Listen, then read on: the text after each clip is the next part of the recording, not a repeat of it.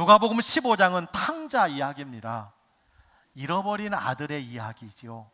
이 이야기는 아버지를 떠난 아들을 용서하시는 사랑의 이야기입니다. 아울러 상처 입은 부모들에게 희망을 주는 자녀 양육에 대한 교훈이라고 말할 수 있습니다.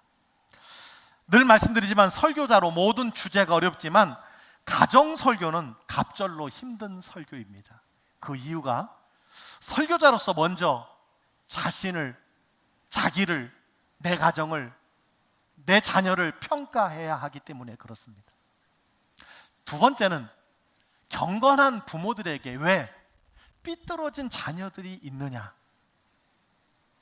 이 딜레마 때문에 말씀을 전하기가 참 어렵습니다. 아버지가 목회자인데, 아버지가 장로님이고 어머니가 권사님인데 3대 4대 예수를 믿었는데 어릴 때부터 모태신앙인데 어떻게 저렇게 삐뚤어진 자녀가 있을 수 있을까?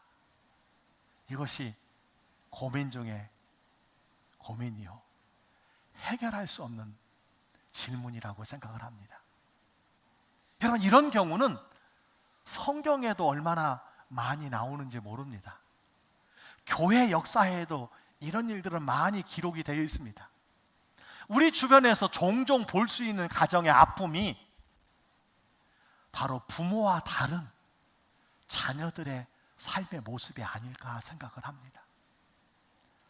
제가 알고 있는 경건한 사람 중에도요, 제가 알고 있는 경건한 가정 중에도 제가 알고 있는 부모는 정말 성령 충만한 사람임에도 불구하고 어떤 자녀는 터무니없는 모습으로 살아가는 모습을 볼 때 얼마나 가슴이 아픈지 모릅니다. 왜 그럴까요? 그 이유는 한 가지가 아니라고 생각합니다. 그리고 당사자가 아니라면 결코 그 이유를 온전히 알 수 없다고 생각합니다. 특별히 이런 자녀를 바꿀 수 있는 간단한 해답을 우리가 갖고 있지 못하다는 것입니다. 부모가 통제할 수 없는 요인들이 너무 많다는 사실이지요. 그래서 부모에게 있어서 자녀는 인생의 난자라고 할 수 있습니다. 여러분 중에 내가 자녀를 키웠는데 내 자녀는 한 번도 문제를 일으킨 적이 없다라고 생각하시는 분이 계십니까? 그런 분은 없을 것이라고 여겨집니다. 특별히 저는 목사이기 때문에 여러분보다 부모와 자녀와의 관계에 다양한 아픔과 슬픔과 눈물 나는 사례를 많이 알고 있습니다. 오늘 말씀을 통해서 여러분의 자녀들이 이미 성장했을 때, 오늘 말씀은요, 자녀들이 이미 성장했을 때 그 자녀에게 받은 상처 어떻게 대처할 수 있는가, 귀한 말씀을 통해서 여러분 부자 간의 관계가 회복되기를 주의 이름으로 축복합니다. 오늘 이야기는 세 단계로 나누어 볼 수 있습니다. 첫 번째 단계는요, 아들의 배신의 단계입니다. 오늘 12절 13절로 이렇게 말씀이 기록되어 있습니다. 그 둘째가 아버지에게 말하되 아버지여 재산 중에서 내게 돌아올 분깃을 내게 주소서 하는지라. 아버지가 그 살림을 각각 나눠주었더니 그 후 며칠이 안 되어 둘째 아들이 재물을 다 모아가지고 먼 나라에 가 거기서 허랑방탕하여 그 재산을 낭비하더니. 부자 관계에서 갈등의 첫 단계는 배신이라는 것입니다. 배신이라는 단어가 좋지는 않습니다만은 부모의 기대를 저버리는 자녀의 행동을 이야기하는 것입니다. 자녀가 성장한 후 모든 부모와 자녀와의 관계는 항상 고통이 따른다는 것입니다. 자녀를 키우면서 여러분, 고통이 없는 부모가 하나도 없습니다. 누구의 책임일까요? 부모는 자녀를 출산할 때부터 100% 자녀 교육의 책임을 가지고 있지만 어떻습니까? 자녀가 성장하면서 그 통제력은 점점 자녀에게 이양된다는 사실을 우리는 기억해야 합니다. 부모들의 자녀를 향한 통제력은 영원하지 않다는 사실입니다. 그리고 자녀들은 부모가 생각하는 것보다 더 빨리 통제에서 벗어나려고 한다는 것입니다. 더 빨리 부모의 교훈에 귀 기울이지 않는다는 것입니다. 죄를 가르쳐 주지도 않았는데 어쩌면 그렇게 부모의 마음을 아프게 하고 부모에게 상처를 주는지 여러분 이해하지 못할 때가 많이 있습니다. 이것은 아이들도 죄성을 가지고 있다라고 하는 증거가 아닐까 생각을 합니다. 따라서 갈등이 나타나기 시작합니다. 오늘 12절에 그 첫 번째 갈등이 나타나고 있습니다. 아버지여 재산 중에서 내게 돌아올 분깃을 내게 주소서 하는지라. 아버지가 살아 계심에도 불구하고 유산을 달라고 하는 것은 이 당시에 아버지여 빨리 세상을 떠나소서 라는 말과 똑같은 것입니다. 내게 주소서라는 아들의 말을 여러분 기억해 보시기 바랍니다. 이것이 바로 배신의 뿌리가 되었습니다. 아들은 아버지 집을 떠나는 것이 좋다고 생각을 했습니다. 그렇습니다. 배신은 예측할 수가 없습니다. 예측이 불가능해요. 어떤 아들이 배신하게 될지 알 수 없습니다. 많은 부모들이 그렇게 얘기합니다. 그 자식은 그럴지 몰랐습니다. 그 자식만은 그럴지 몰랐어요. 이렇게 말씀하시는 분들이 의외로 많이 있습니다. 기대했던 자식에게 여러분 배신을 당하고 기대했던 자녀에게 상처를 입어 눈물 짓는 많은 부모들이 있음을 우리가 기억해야 합니다. 오늘 말씀에는요 20세 정도 되는 둘째 아들이 문제를 여러분 일으킨 것을 보게 됩니다. 아버지는 도저히 아들을 집에 잡아둘 수가 없었습니다. 여러분은 자녀들을 더 이상 통제할 수 없을 때 어떻게 하십니까? 여러분 어떻게 하십니까? 우리가 보편적으로 세 가지의 행동을 취한다고 볼 수 있습니다. 오늘 말씀에 기록이 되어 있습니다. 세 가지 행동은 무엇입니까? 첫 번째, 내버려 두는 것입니다. 13절에 이렇게 말합니다. 그 후 며칠이 안 되어 둘째 아들이 재물을 다 모아가지고 먼 나라에 가. 아버지는 그 아들을 놓아줄 수밖에 없었습니다.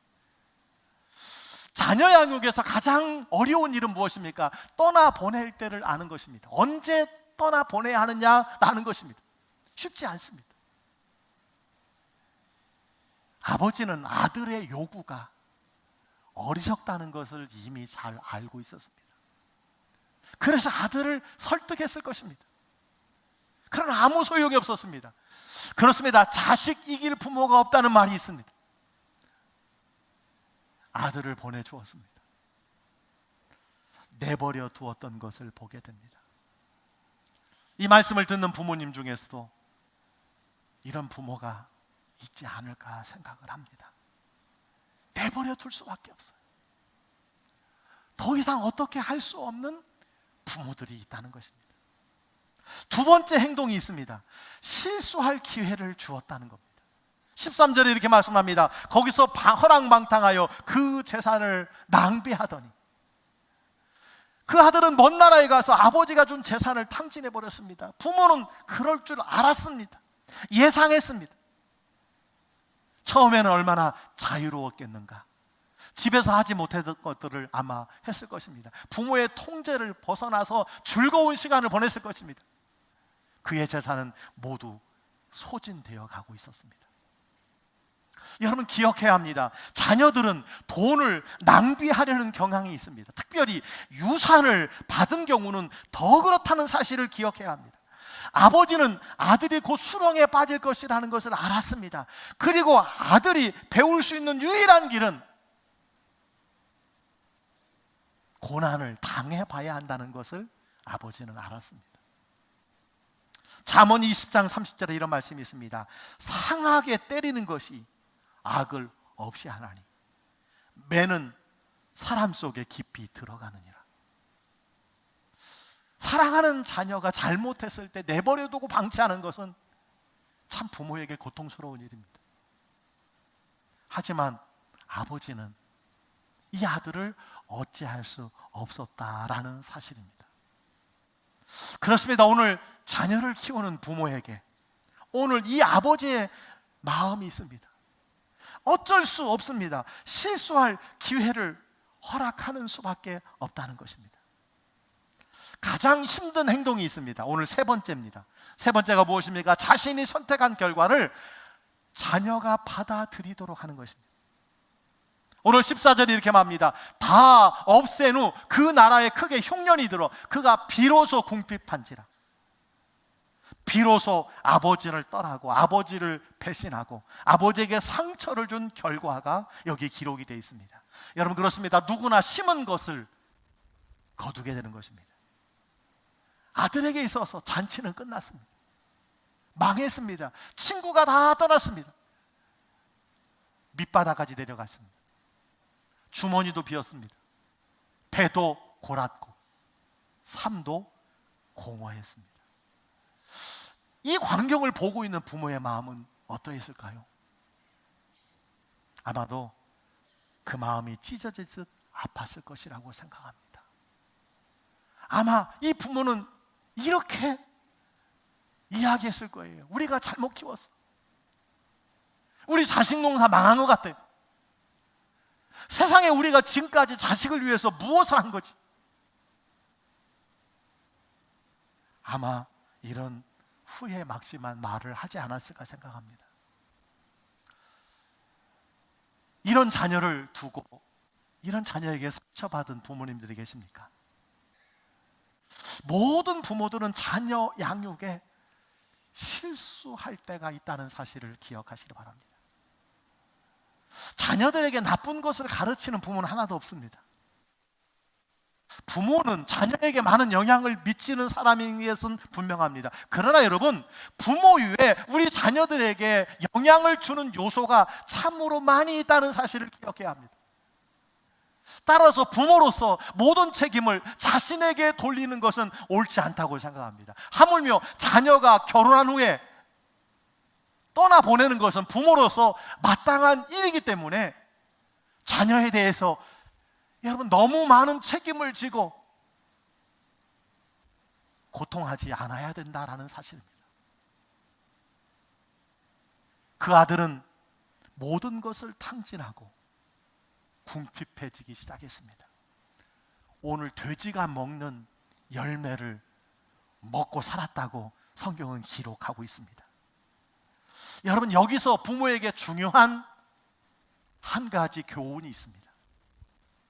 그것은 부모로서 아주 큰 유혹이라고 할 수 있습니다. 그것이 무엇입니까? 자녀가 어려움을 당했을 때, 자녀가 궁핍하여졌을 때, 자녀가 부모의 말에 순종하지 아니하고 부모에게 상처를 주고 떠나갔을 때, 그가 망했을 때, 그가 궁핍에 처했을 때 부모에게는 유혹이 있습니다. 어떤 유혹이 있습니까? 도와야 된다는 유혹입니다. 그것은 다른 말로 간섭이라고 말할 수 있습니다. 어떤 것이 있습니까? 비상물품을 보내는 것입니다. 그 빚을 다 갚아주는 것입니다. 그 자녀들을 보려고 날아가는 것입니다. 서둘러 날아가는 것입니다. 다 버리고 날아가는 것입니다. 이 부위에서 아버지에게서 반드시 우리가 배워야 할 것이 있습니다. 여러분, 무엇입니까? 아들의 선택에 대해서 스스로 쓰라린 결과를 받아들이게 해야 한다는 것이, 불순종한 결과의 대가를 아들이 경험하게 해야 된다는 것입니다. 아버지는 간섭하지 않았습니다. 오늘 본문에 보니까 아버지는 간섭하지 않았어요. 그럴 줄 알았지만, 불을 보듯 뻔한 일이었지만 그 자식이 밑바닥까지 내려가게 하였던 것을 보게 됩니다. 사랑하는 성도 여러분, 부모로서 자녀가 범한 죄에서 쉽게 건져주고 싶은 마음은 누구에게나 다 있습니다. 여러분, 그 결과가 무엇입니까? 많은 분들이 그 결과를 오늘날 맛보고 살아가는 분들이 참 많습니다. 어떤 결과입니까? 계속해서 잘못을 반복한다는 것입니다. 계속해서 수렁에 빠지고 또 빠진다는 것입니다. 그러면서 그들이 생각하는 것이 있습니다. 어떤 생각을 가질까요? 어머니 아버지는 나를 사랑하기 때문에, 어머니 아버지는 나를 사랑하기 때문에 나를 금방 꺼내줄 거야. 이런 마음을 가지고 산다는 것입니다. 사랑하는 부모 여러분, 간섭하지 말아야 합니다. 그 고통을 겪게 해야 합니다. 부모의 말에 불순종한 결과를 자녀가 가슴이 아프지만 경험하게 해야 한다는 것입니다. 자, 간섭하지 아니한 부모만이 두 번째 단계에 들어갈 수 있어요. 간섭하지 않는 부모들에게 주는 두 번째 단계입니다. 그것이 무엇입니까? 후회와 회개, 그리고 그 자식이 결단하게 된다는 것입니다. 여러분 17절에 이렇게 말씀합니다. 이에 스스로 돌이켜 이르되, 이 말씀을 현대어로 보니까 그는 제정신이 들어서라고 기록되어 있습니다. 혹 여러분에게 이런 자녀가 있습니까? 부모의 마음은 바로 이것입니다. 우리 자녀가 언제쯤 처리될 수 있을까? 언제쯤 돌이킬 수 있을까? 언제쯤 제정신이 될 수 있을까? 여러분, 그 아들은 제정신이 들어서 궁핍한 후에 모든 것을 다 잃어버리고 난 뒤에 제정신이 들었습니다.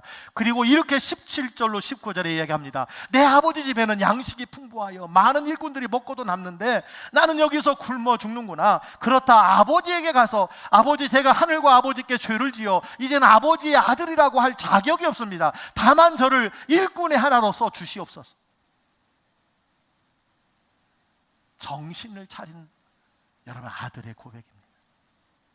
이 아들은 비로소 후회하게 되었고, 그리고 회개하고 결단하게 되었다라는 사실입니다.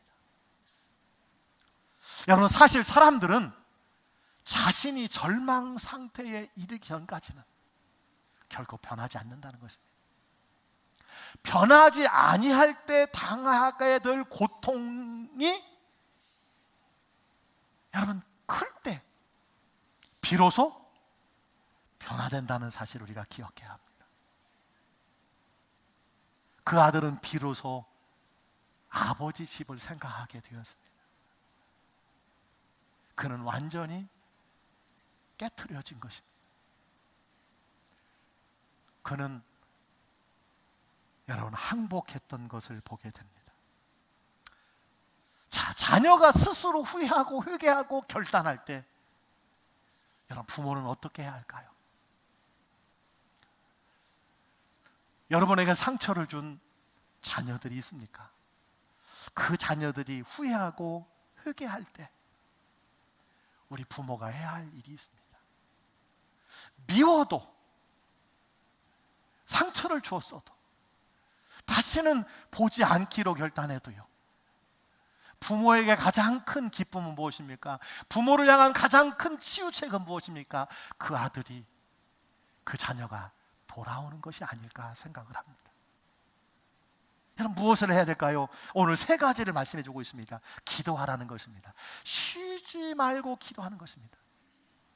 여러분의 자녀들은 모두 마귀 사탄의 표적입니다. 사탄이 우는 사자와 같이 삼킬 자를 찾듯이 우리 자녀들을 표적 삼아 넘어뜨리려고 하고 있다는 사실입니다. 여러분, 부모로서 가장 중요한 책임 중에 하나는 주님이 나를 부르실 때까지 그 자녀를 위해서 기도하는 것이라고 말할 수 있습니다. 기도하는 것입니다. 새벽에 기도하시는 분들의 그 기도 소리가 가끔 들릴 때가 있습니다. 빼놓지 않고 기도하는 대상이 자녀들인 것을 보게 됩니다. 눈물로 기도하는 부모의 대상은 자녀들인 것을 보게 됩니다. 그렇습니다. 여러분, 기도해야 합니다. 두 번째는 무엇입니까? 맡기는 것입니다. 자녀들을 하나님께 맡기는 거예요. 자식 농사, 여러분, 내 뜻대로 안 됩니다. 내 마음대로 안 된다고 말하는 분이 너무 많습니다. 그렇게 교훈했는데, 그렇게 어릴 때부터 신앙으로 인도했는데 여러분, 아무것도 할 수 없는 상황에 이를 때가 있다는 사실을 우리가 늘 생각하게 됩니다. 여러분, 내가 아무것도 할 수 없는 단계, 하나님이 일하실 때라는 사실을 믿으시기 바랍니다. 부모는 자식을 바꿀 수 없어도 하나님은 바꿀 수 있는 줄 믿습니다. 너희 염려를 다 주께 맡기라고 했습니다. 그가 너희를 돌보심이라고 말씀해 주셨습니다. 여러분의 자녀를 하나님께 맡기시기를 바랍니다. 맡기세요. 하나님께서 돌보아 주실 것입니다. 그 다음에는 기다려야 됩니다. 기도하고 맡겼으면 기다려야 돼요. 모든 일에는요, 좋은 일에는 시간이 필요합니다. 기다리는 시간이 필요합니다. 어떤 자녀는 더 오랜 시간이 필요합니다. 여러분, 기도를 중단하신 분이 계십니까? 어떤 자녀는 더 많은 시간이 필요해요. 어떤 자녀는 군대를 제대한 후에 돌아오는 경우도 있습니다. 어떤 자녀는 취업을 한 후에, 어떤 자녀는 결혼한 후에 비로소 아버지에게, 어머니에게 회개하고 돌아오는 사람들이 있습니다.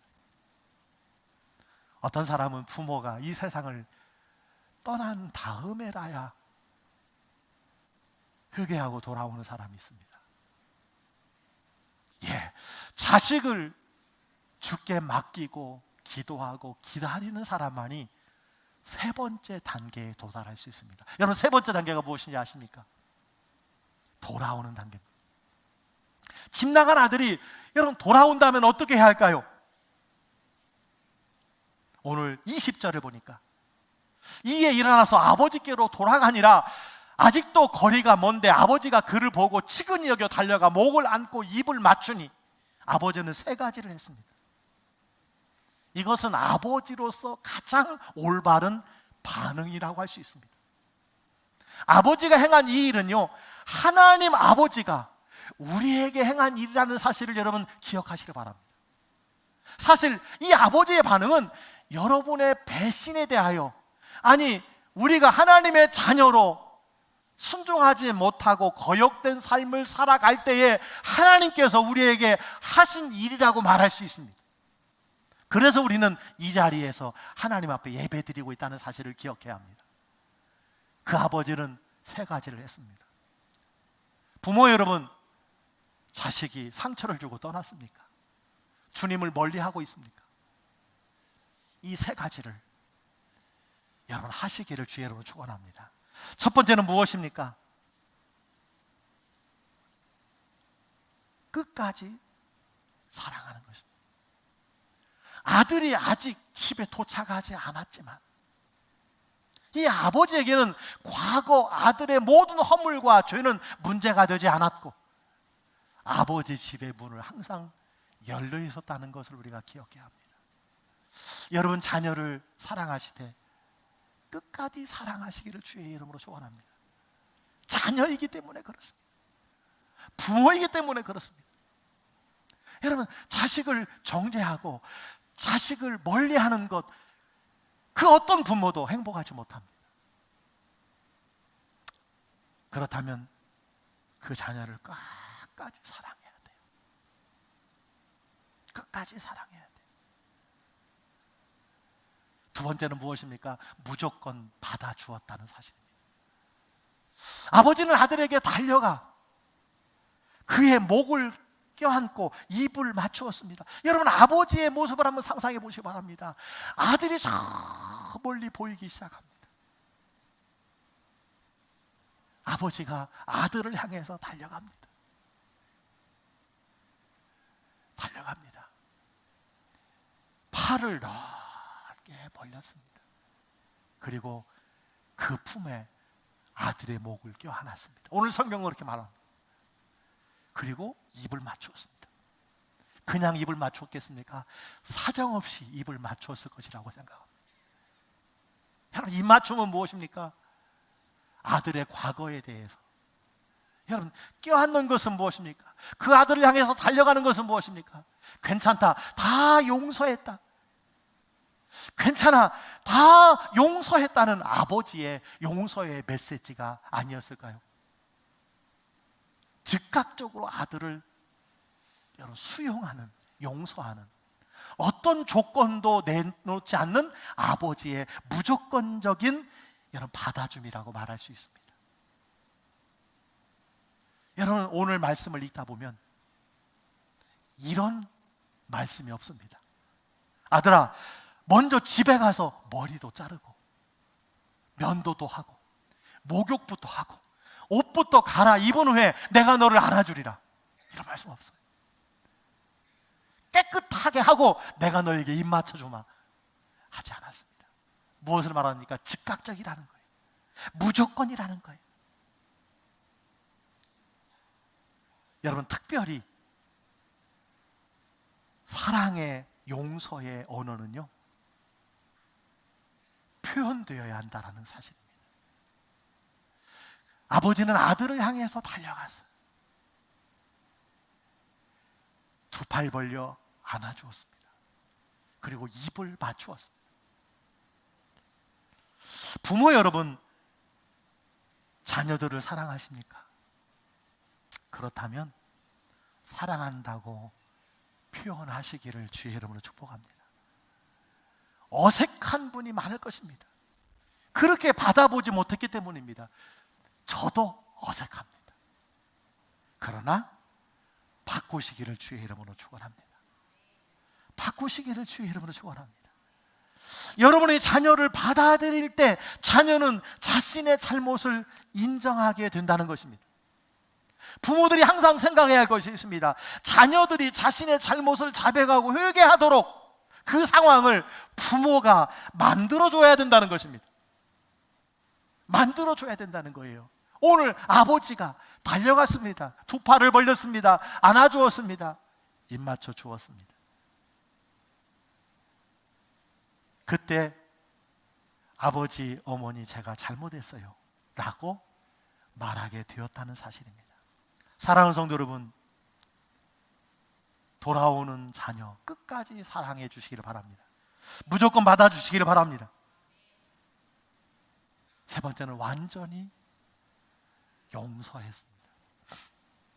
아버지는 너는 내 재산 절반을 날린 놈이야, 너는 나 먼저 죽으라고 말했던 놈이야, 아버지의 재산의 반절을 가지고 가서 다 허랑방탕하게 망한 놈이야 라고 말하지 않았습니다. 지난날의 잘못을 용서했습니다. 아들 스스로 새 사람이라는 것을 깨닫게 했습니다. 느끼게 했습니다. 여러분, 인간이 하나님께 돌아오지 못하는 최대의 장애물이 무엇인지 아십니까? 죄와 죄책감이라고 할 수 있습니다. 여러분, 부모에게 상처를 주고 떠나간 자녀, 부모와 관계가 삐뚤어진 여러분 자녀, 그들이 돌아오지 못하는 이유가 무엇일까요? 자책감 때문입니다. 오늘 아버지는 아들을 온전히 완전히 용서했다는 것을 행동으로 보여주었던 것을 보게 됩니다. 그 행동이 무엇입니까? 오늘 22절 23절에 이렇게 말합니다. 아버지는 종들에게 이르되 제일 좋은 옷 내어다가 입히고 손에 가락지를 끼우고 발에 신을 신길, 그리고 살찐 송아를 끌어다가 잡으라, 우리가 먹고 즐기자. 제일 좋은 옷을 내어다가 입혔습니다. 여러분, 제일 좋은 옷은 사랑받는 자녀라는 뜻입니다. 손가락에 가락지를 끼웠습니다. 당시에 반지, 가락지는 도장이나 같은 것이었고, 오늘날로 말하면 자녀에게 신용카드를 주는 것과 같습니다. 신뢰의 표시고 완전한 용서의 상징이었습니다. 돈을 탕제하는 아들에게 신용카드를 줄 수 있다는 것은 쉬운 것이 아닙니다. 다 용서했다는 것입니다. 세 번째, 발에 신을 신겼습니다. 새롭게 살도록 격려한 것입니다.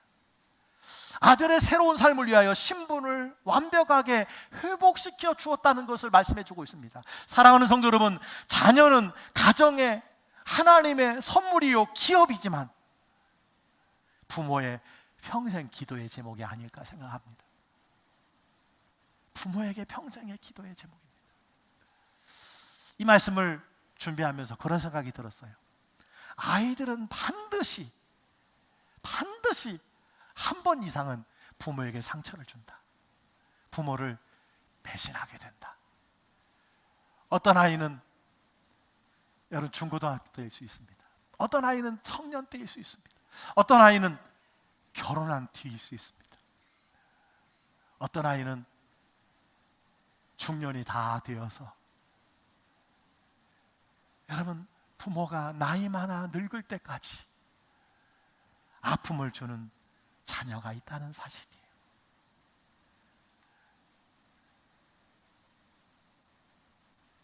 여러분의 자녀는 어디에 있습니까? 여러분의 자녀는 여러분과 어떤 관계에 있습니까? 부모로서 자녀들과 갈등하고 충돌하여 상처를 받는 분은 없습니까? 오늘 말씀을 교훈 삼아 여러분 가정에 자녀와의 관계가 회복되기를 주의 이름으로 축복합니다. 아울러 여러분이 하나님의 자녀로서, 우리가 다 하나님의 자녀로서 주님을 멀리 떠난 분은 없습니까? 주님을 멀리 떠난 분이 계시지 않습니까? 이런 아버지의 사랑을 여러분 경험하고 싶지 않으십니까? 여러분이 결단해야 할 것이 있습니다. 오직 한 가지입니다. 그것은 무엇입니까?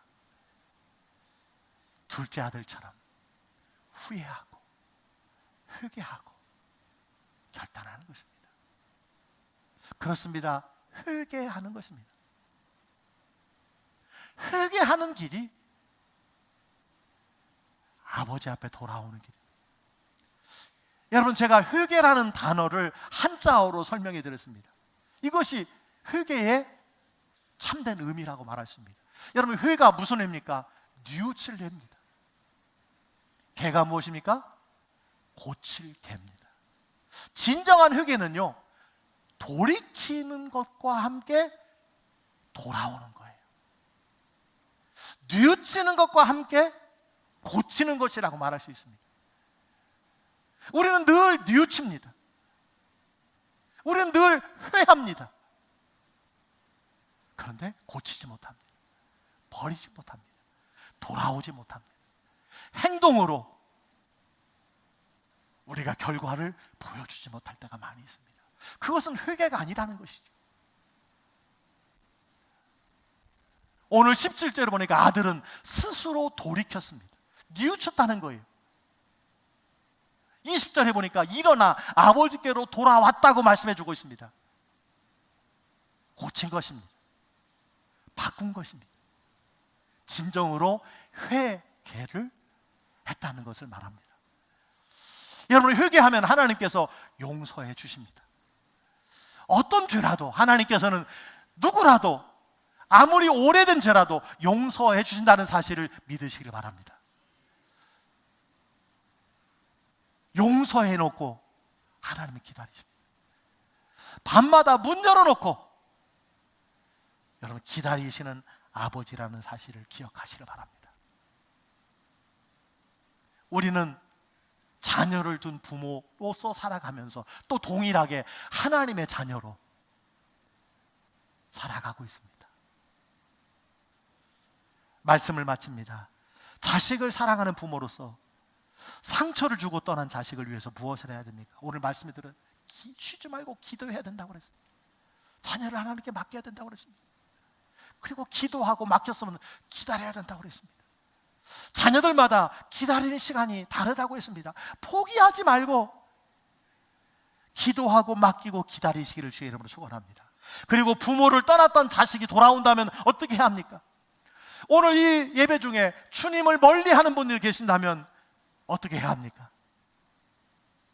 하나님은 여러분을 끝까지 사랑하시고 무조건 어떤 조건도 없이 여러분을 받아주시고 그리고 완전히 용서하셨다는 사실을 기억하시고 여러분도 자녀가 상처를 주고 떠난 후에 다시 돌아온다면 여러분 끝까지 자녀를 사랑하시길 바랍니다. 무조건 받아주시기를 바랍니다.